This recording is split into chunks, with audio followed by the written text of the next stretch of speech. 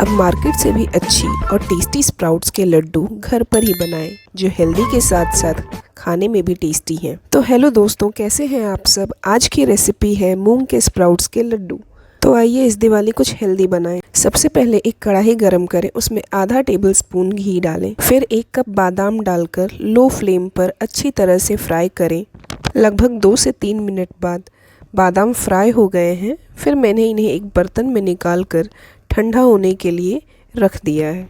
जैसे ही बादाम ठंडा हो जाएगा फिर इसे हम ग्राइंड कर लेंगे। फिर उसी बर्तन में मैंने लगभग 1.5 कप सूखा हुआ नारियल, जो मैंने कद्दूकस कर लिया था, डालकर इसे भी लो फ्लेम पर अच्छे से फ्राई कर लें। मैंने यहाँ कोई घी या तेल का इस्तेमाल नहीं किया है, क्योंकि नारियल का जो अपना तेल है उसी से यह नारियल बहुत अच्छे से फ्राई हो जाएगा। फिर इसे भी मैं एक अलग बर्तन में निकाल कर ठंडा होने के लिए रख दूंगी। चलिए अब सबसे पहले हम फ्राई किए हुए बादाम को दरदरा पीस लेंगे, ताकि लड्डू अच्छे से बन सके और दरदरा होने की वजह से मुंह में बादाम का क्रंच भी आएगा। फिर उसी जार में हम फ्राई किए हुए नारियल को भी अच्छे से बारीक ग्राइंड कर लेंगे। फिर उसी जार में मैंने यहाँ 250 ग्राम मूंग के स्प्राउट्स ले लिया है। यह 2 दिन के स्प्राउटेड मूंग है। इन्हें धोकर अच्छे से इनका सारा पानी मैंने निकाल लिया है। इसे भी अच्छे से ग्राइंड कर लेंगे। ध्यान रहे पानी का इस्तेमाल ना करें, धीरे धीरे मिक्सर चलाकर इसे पीस लें। इनमें मूंग के कोई भी दाने नहीं रहने चाहिए। तो चलिए अब हम चाशनी की तैयारी करते हैं। सबसे पहले एक बर्तन में हम 1 कप गुड़ और लगभग 1/4 कप पानी डालकर इसे पका लेंगे। ध्यान रहे चाशनी को ज़्यादा ना पकाएं, वरना लड्डू हार्ड हो जाएंगे। अगर आपकी चाशनी में कोई गंदगी हो तो जब गुड़ पानी में पूरी तरह से घुल जाए तो आप इसे किसी भी छन्नी की मदद से छान लें। मैंने यहाँ पर पाम जागरी का इस्तेमाल किया है। आप चाहें तो कोई और भी गुड़ का इस्तेमाल कर सकते हैं, इसीलिए इसका रंग आपको ऐसा दिख रहा होगा। सर्दियों में अगर आप ताड़ के गुड़ का सेवन करते हैं तो यह आपके शरीर को गर्म तो रखेगा ही साथ आपको ताकत भी देगा।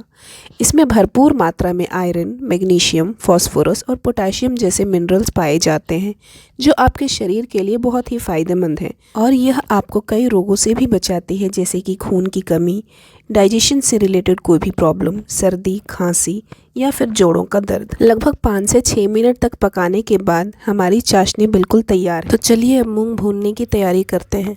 सबसे पहले एक कढ़ाई में 4 बड़े चम्मच घी डालें। कढ़ाई में इतना घी देखकर परेशान ना हो। जैसे ही इसमें मूंग डालेंगे, मूंग सारा घी सोख लेगा। फिर घी में 250 ग्राम पिसी हुई अंकुरित मूंग डालें। फिर धीमी आंच पर मूंग को फ्राई करें और तब तक फ्राई करें जब तक कि मूंग की जो कच्ची स्मेल है वो चली ना जाए। देखिए, जैसे ही आप मूंग को अच्छे से मिक्स कर लेंगे, वैसे ही सारा घी कहाँ गया पता भी नहीं चलेगा आपको।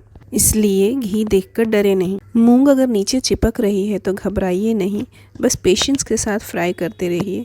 जैसे जैसे मूंग पकती जाएगी वैसे वैसे वह कढ़ाई से नहीं चिपकेगी।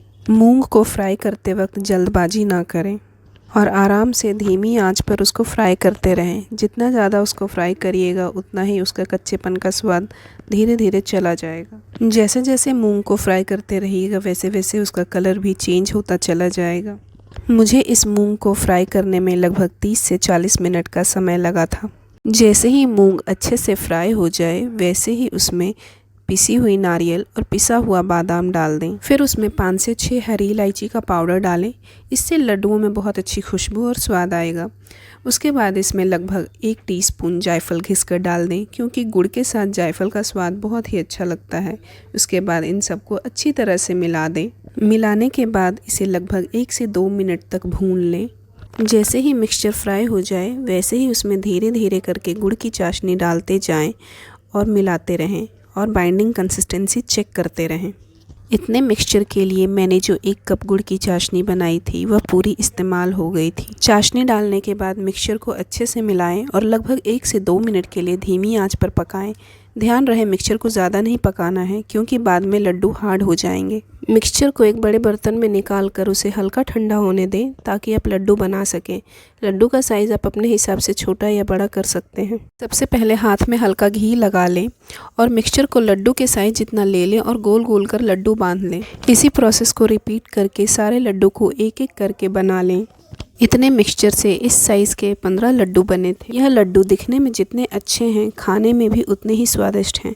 तो इस दिवाली बनाएं कुछ हटके और सेहत से भरपूर अंकुरित मूंग के लड्डू, जिसके फ़ायदे हैं अनेक। बच्चे से लेकर बड़ों तक को खिलाए यह इम्यूनिटी से भरपूर लड्डू और रखे सबको सेहतमंद। अगर आपको यह रेसिपी अच्छी लगी हो तो प्लीज़ मेरे चैनल को लाइक और दोस्तों के साथ शेयर करना ना भूलें और अपना फीडबैक कमेंट सेक्शन में ज़रूर दें। धन्यवाद।